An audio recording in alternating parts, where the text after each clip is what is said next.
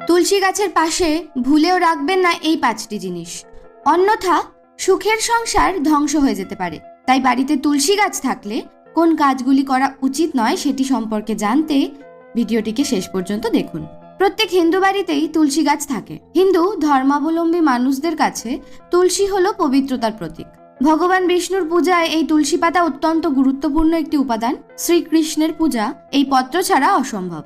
তুলসী শুধু একটি গাছ নয়, বিভিন্ন দেবদেবীদের বাসস্থান। তুলসী গাছ বাড়িতে থাকলে বাড়ির সমস্ত বাস্তুদোষ দূর হয়ে যায়। এইবার বলি তুলসী গাছ বাড়িতে থাকলে কি কি করবেন না। কিন্তু তার আগে আপনি যদি চ্যানেলে নতুন হয়ে থাকেন তবে চ্যানেলটিকে প্লিজ সাবস্ক্রাইব করুন এবং পাশে থাকা বেল আইকনটিকে অবশ্যই প্রেস করুন। বেল আইকনটি প্রেস না করলে আপনারা কিন্তু আমাদের চ্যানেলে আপলোডেড ভিডিও দেখতে পারবেন না।